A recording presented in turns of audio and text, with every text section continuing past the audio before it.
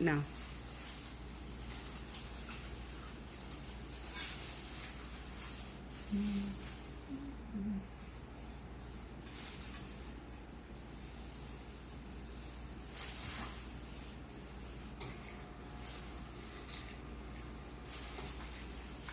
Take this little membrane off. I'll fill it from it.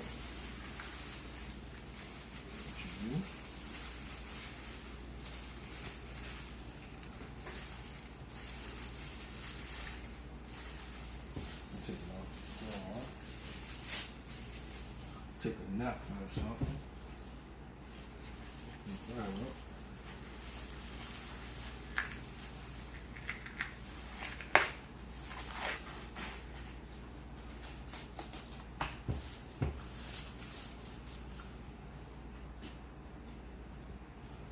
So you expose that.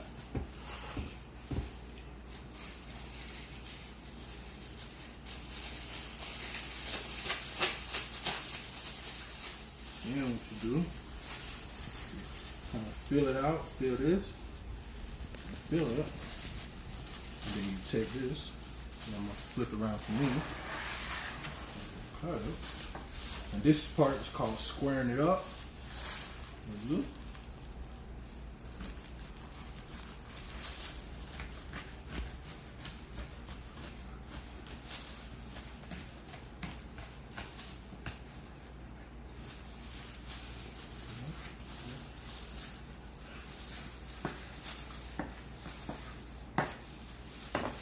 This is how I do mine. You don't have to do what I do, but now I have it exposed right here. Have it exposed, square it up to the best of my ability. Same thing on this side. And usually what I do, any little excess, take that off.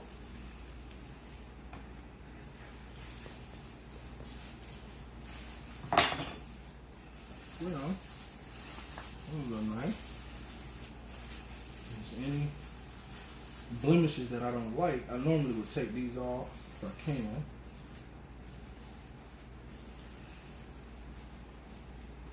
This is actually for a client for tomorrow. So that is why I'm doing this, because it's for him. Mr. Stephen Scott at the Lake Nona VA Hospital for Nurses Week is why he's doing it. He contacted us at the last minute, so old Buckshot had to get some things together. So I do all that, and then what I'm gonna do is I'm gonna take my other piece that I have over here.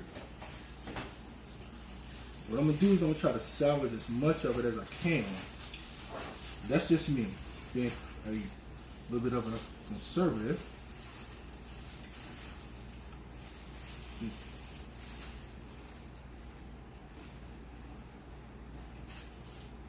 And you may ask, so what are you gonna do with those pieces? Usually what I'll do with these little pieces is I'll put them in like a pulled pork or something like that, whatever I'm doing at the time, which I do have one of those going as well tonight, and have a pulled pork on as well.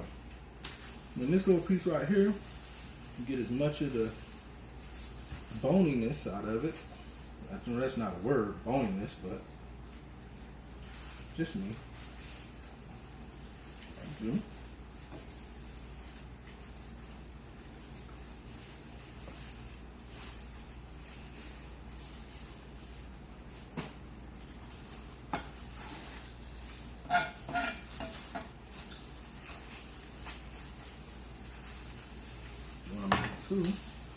All this fat off of it.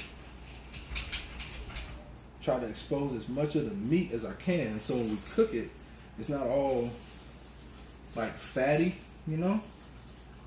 Like I said, that's just me. I know we keep a little bit of it for flavor, but for me, this is how I do things.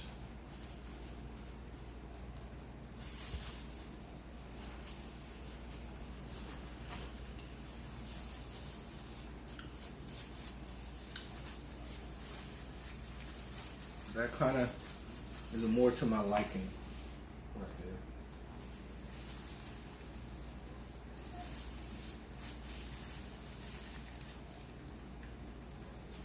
almost like you're doing surgery on it, meat surgery. Okay, like that, like that, right there.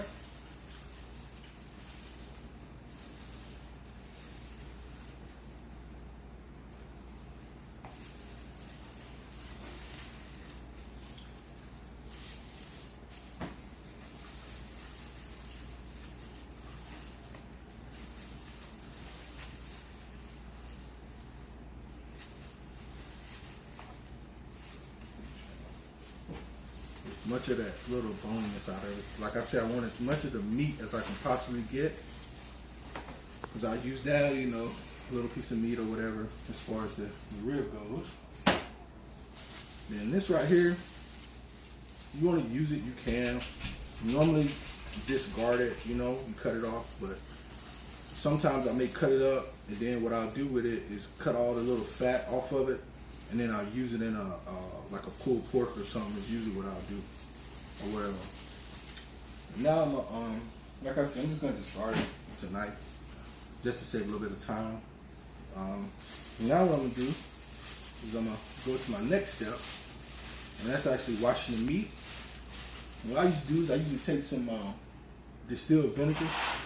You just take some vinegar. You can use apple cider vinegar or whatever kind of vinegar you want to use. I normally use that most of the time, or sometime. It depends on how I feel. But what I'll do is I'll take it and I have it in this little pan right here.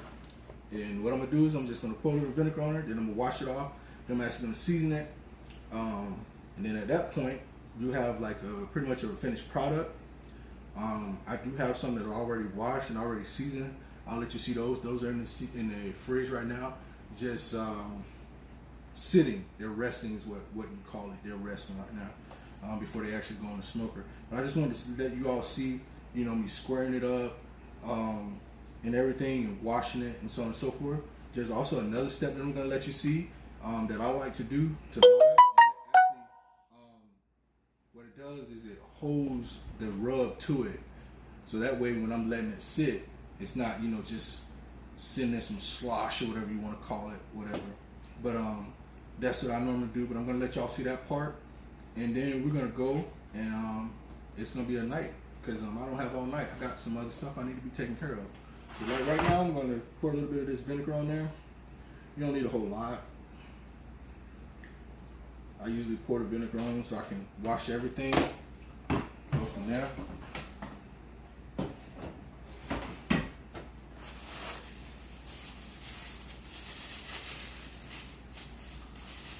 What I like to do is I like to rub it down, just like on, you know, like I like to massage my woman, you know.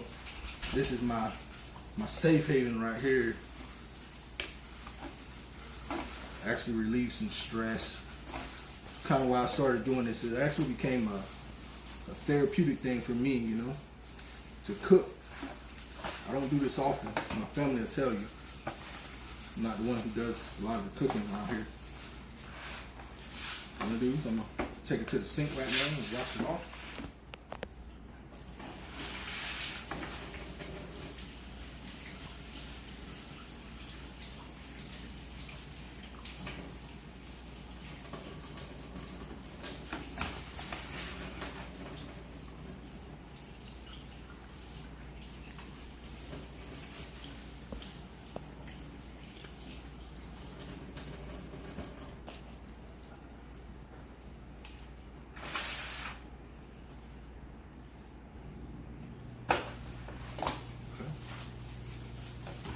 And as you notice, I'm always changing my gloves. I buy these gloves in the bulk.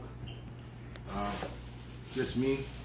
I like to stay clean. I don't like to, you know, go back and forth.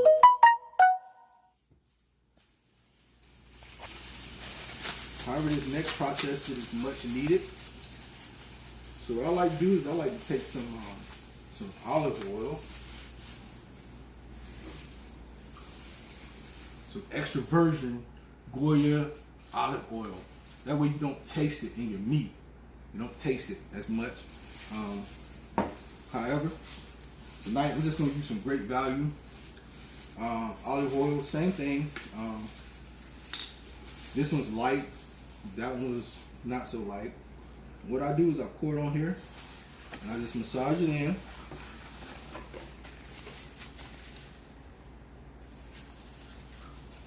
On there. Then what I do,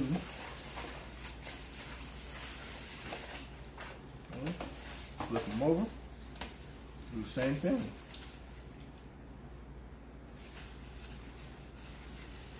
Massage it in a little bit. Same thing with this one. And the reason why you take that little thin membrane off is so that this stuff can actually soak into each one of those ribs on the meat. That's why you actually do that as well. And then it also helps the other seasonings that you're gonna put on it. It helps it actually stick and soak in. So this next part, where it gets fun. This is my fun part. All these things that I'm using are not actual things. This is a little bit of paprika, however you say it, I don't know. Paprika. Yeah, whatever. Same difference. Actually, it's not. This actually gives it a little bit of heat. Most people actually say, oh, this stuff is sweet, and then it has like a little bit of heat to it, you know? That's what gives it that heat. This is the heat part right here. Then I take a little bit of this stuff that found in the garden that I ground up. Put a little bit of that on there.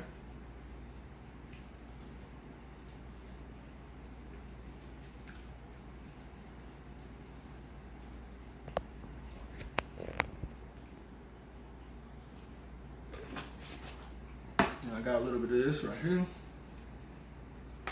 Some other stuff.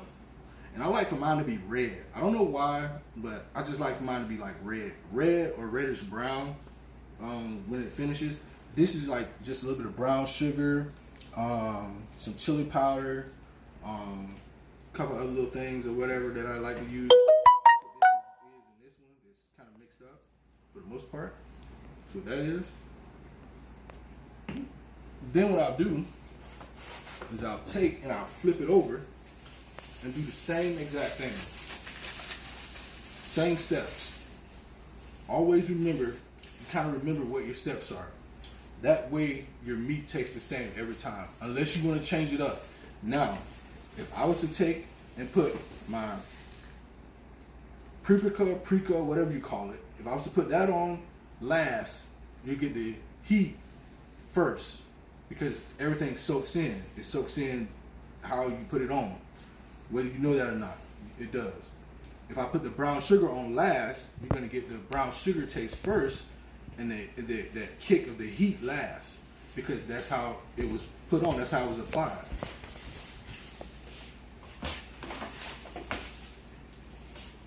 This is kind of like a little bit of a tutorial where I'm kind of teaching people, because a lot of people, you know, they want you to cook for them, and then a lot of people just, you know, they enjoy what you do. And it's things that they can try, that they can do, that it doesn't work for them, you know? As you see, I'm putting this stuff on first because I want them to get that heat on the backside going down their throat into their bellies. That's what I want for his particular, you know, clients or whatever you want to call them, his associates, I'm going to say. Because they're his associates. Then I put all the other stuff on there that we got, you know. Put all that on there. The garden spices. Y'all know I'm not using my buckshot accent tonight because everybody don't understand sometimes. Then, it's all on my counter. Put all this on there, the brown sugar and chili powder. What you got there?